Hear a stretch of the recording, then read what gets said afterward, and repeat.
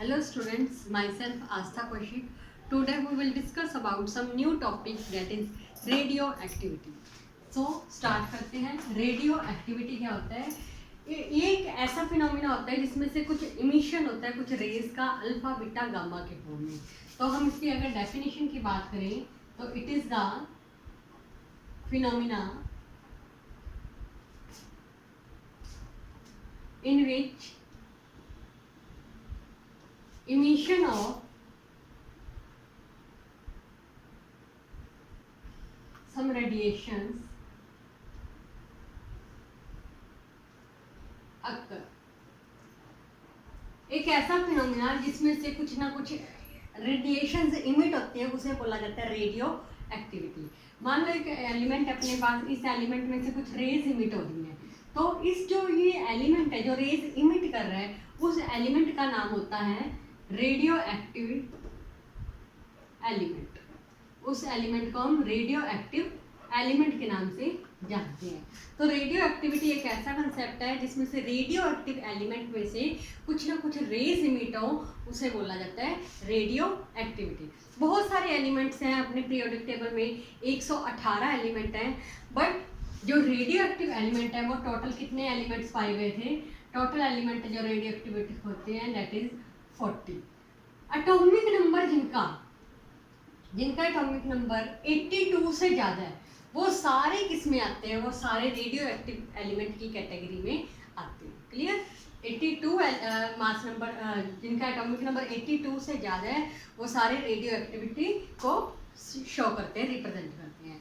ये तो अब रेडियो एक्टिविटी की अगर अपन और डिटेल में बात करें, जैसे एग्जांपल अगर मैं लूँ तो थोरियम, यूरेनियम, रेडियम एक्सेट्रा, ये सारे क्या है? रेडियो एक्टिव एलिमेंट्स हैं. Clear?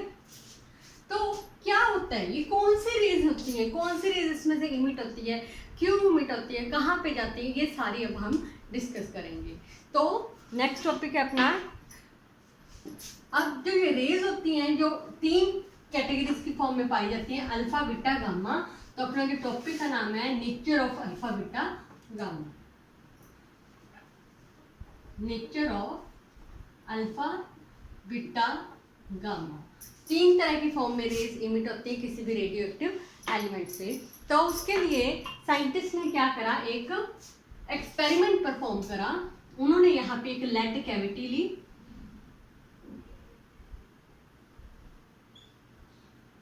This is lead cavity. यहाँ पे एक रेडियो एक्टिव एलिमेंट लिया,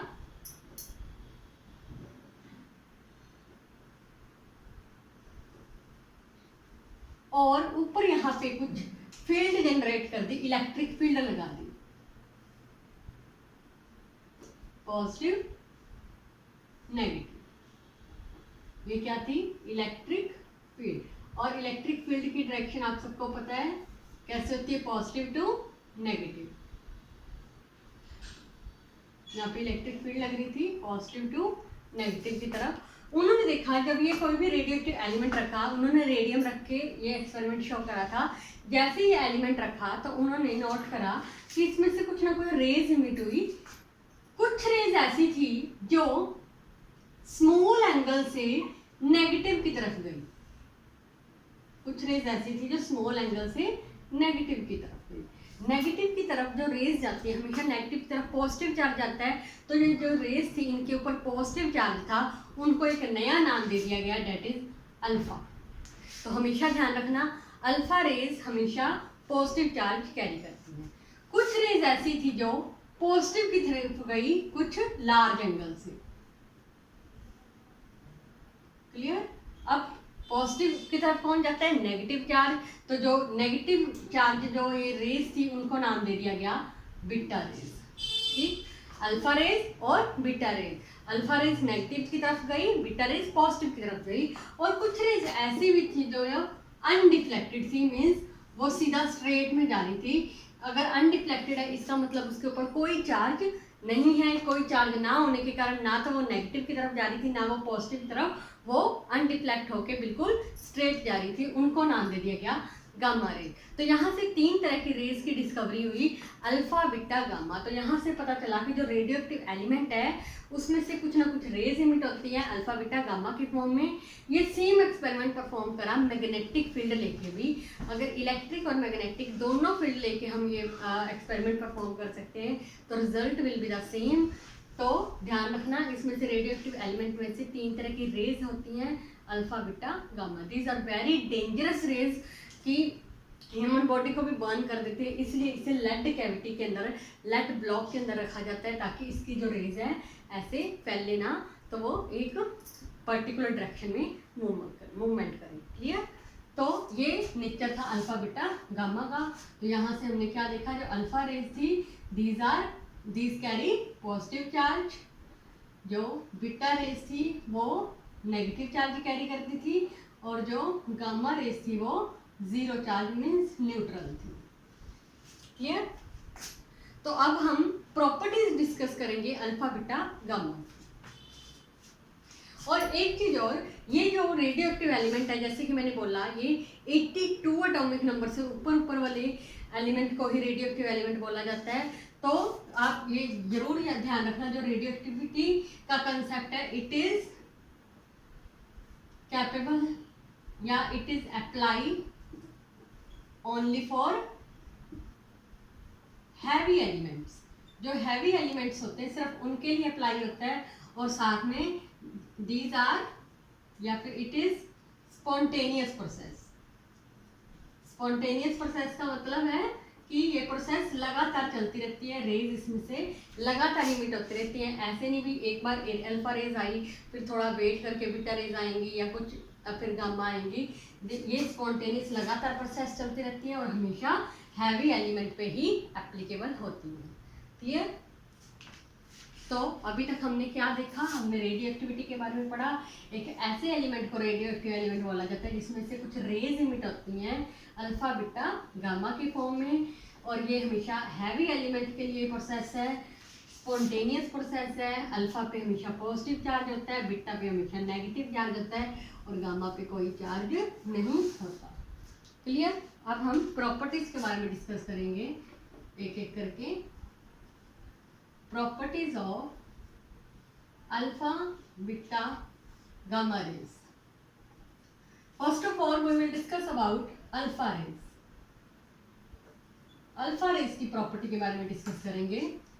जब रिएक्शन हुई तो अल्फा जो रेज निकली तो उनका क्या चार्ज था, उनका क्या मास था, क्या वेलोसिटी थी, उसके बारे में हम डिस्कस करने जा रहे हैं। तो हमेशा ध्यान रखना, जब अल्फा रेज की डिस्कवरी हुई तो देखा गया अल्फा रेज के ऊपर जो चार्ज था वो हमेशा किसके बराबर पाया गया, वो जो चार्ज डबल था चार्ज ऑफ प्रोटॉन की।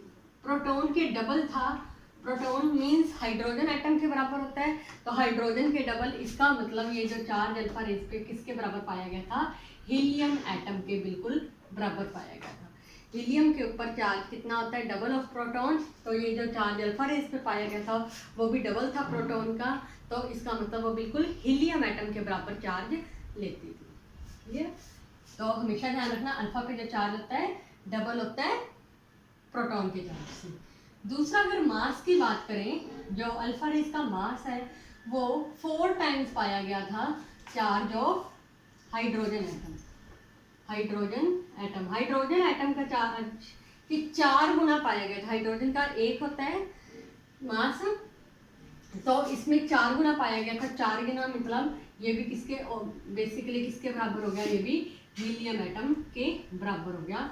तो मीन्स आप ऐसे कह सकते हो, जब भी किसी रिएक्शन में हीलियम एटम निकलता है जिसका चार्ज नंबर 2 होता है और मास नंबर 4 होता है, तो वो हमेशा रिएक्शन किसको रिप्रेजेंट कर रही है, वो अल्फा डीके को रिप्रेजेंट कर रही है, मतलब उसमें से हमेशा अल्फा रेज निकल रही है। क्लियर? तो बेसिकली इसका चार्ज और मास किसके बराबर होता है, हीलियम एटम के बराबर होता है। क्लियर? नाउ इसकी वेलोसिटी की बात करें तो इसकी जो वेलोसिटी पाई गई थी अल्फा रेज की, वो अप्रॉक्सीमेट 1.4 × 10⁻⁷ मीटर पर सेकंड से लेके 2.1 × 10⁻⁷ मीटर पर सेकंड के बराबर पाई गई थी। क्लियर? माइनस नहीं आएगा।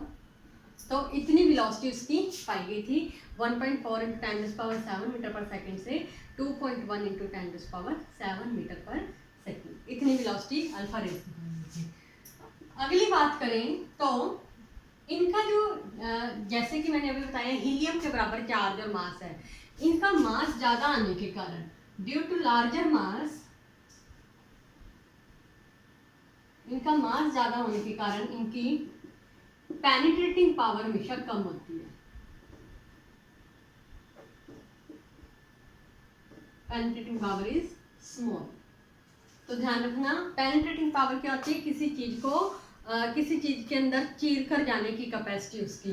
तो इसका मास ज्यादा होने के कारण इनमें इतनी कैपेबिलिटी नहीं होती वो किसी को क्रॉस कर जाए, तो इनकी पेनिट्रेटिंग पावर बहुत वीक होती है। क्लियर। दूसरी चीज, इनका मास ज्यादा होने के कारण ही इनकी जो आयनाइजिंग पावर है, जो आयंस बनाने की कैपेसिटी है, वो बहुत ज्यादा होती है। आयनाइज पावर क्या होती है, इट इज लार्ज। क्लियर। ध्यान रखना, इनकी पेनिट्रेटिंग पावर कम होती है मास ज्यादा होने के कारण, बट इनकी आयनाइजिंग पावर बहुत ज्यादा होती है। आयंस बनाने की कैपेसिटी इनकी बहुत ज्यादा होती है। अगली बात करें, it cause burn on human body. जैसे कि मैंने बताया ये इतनी डेंजरस होती हैं कि अगर एक ह्यूमन बॉडी के ऊपर अल्फा रेज पड़ जाए तो वो वहाँ का पोर्शन पूरा बर्न हो जाएगा। तो ये बर्न कॉज कर देती है ह्यूमन बॉडी के ऊपर। क्लियर।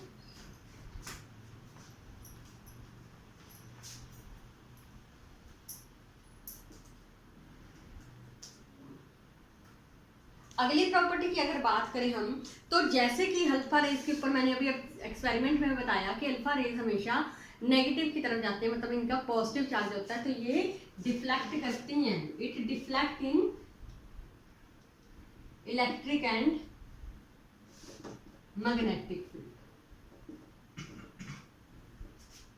क्लियर। ये इलेक्ट्रिक और मैग्नेटिक फील्ड में डिफ्लेक्ट करती हैं, हमेशा नेगेटिव चार्ज की तरफ डिफ्लेक्ट करती हैं इलेक्ट्रिक फील्ड में। क्लियर। इट कॉज फोटो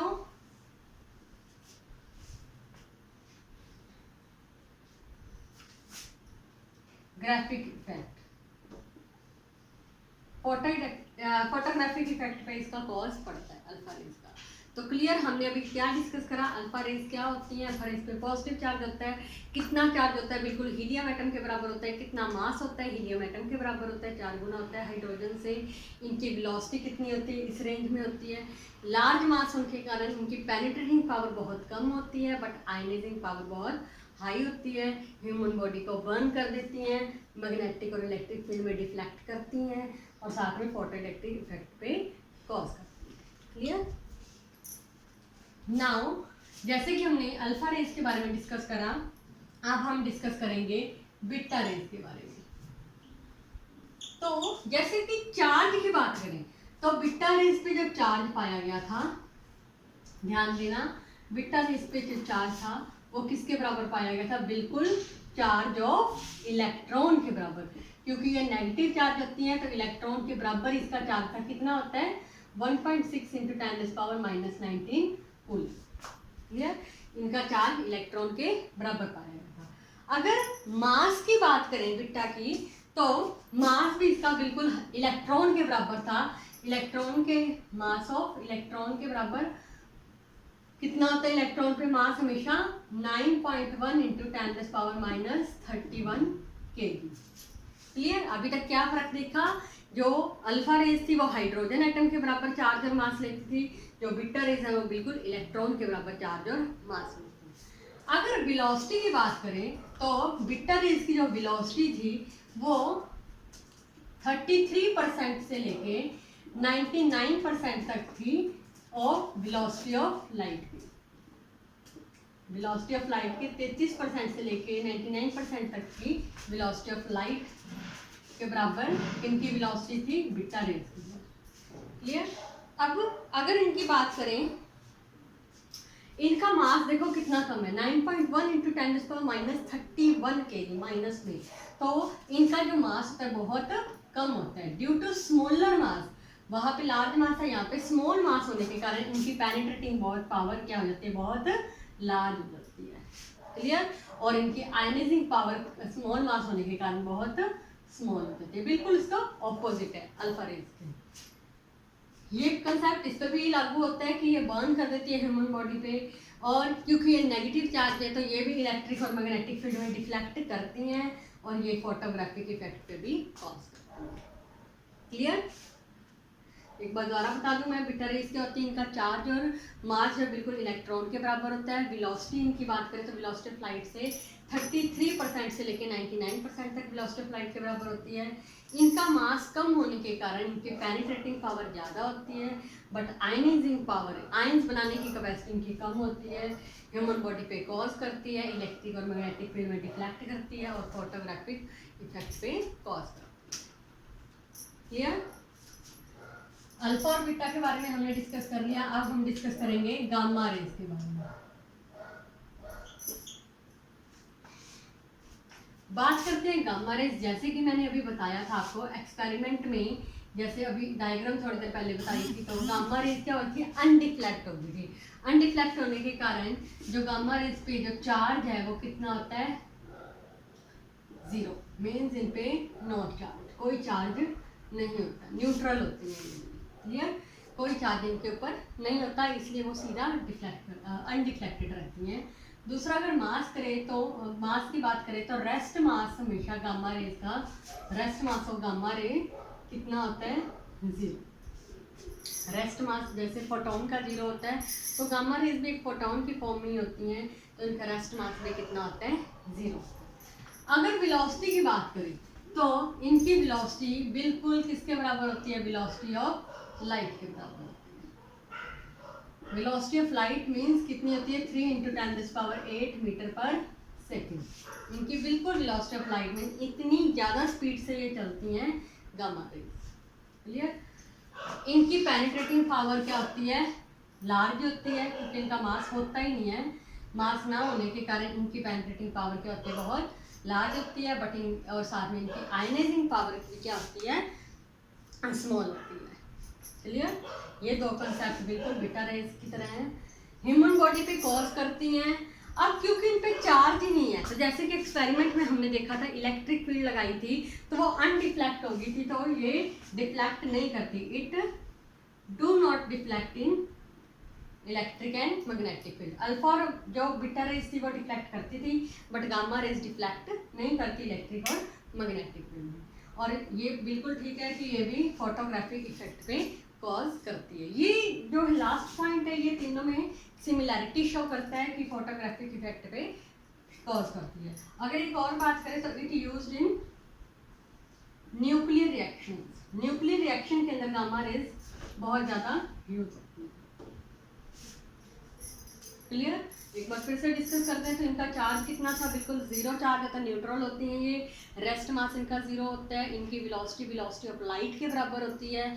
ये इनका मास बिल्कुल 0 है, इस रेस्ट मास 0 होने के कारण पेनिट्रेटिंग पावर इनकी लार्ज होती है, बट आयनाइजिंग पावर इनकी स्मॉल होती है, ह्यूमन बॉडी पे कॉज करती हैं, डिफ्लेक्ट नहीं करती इलेक्ट्रिक और मैग्नेटिक फील्ड में, फोटोग्राफिक इफेक्ट को कॉज करती है और साथ में न्यूक्लियर रिएक्शंस में यूज होती है। क्लियर? तो आज हमने डिटेल में रेडियो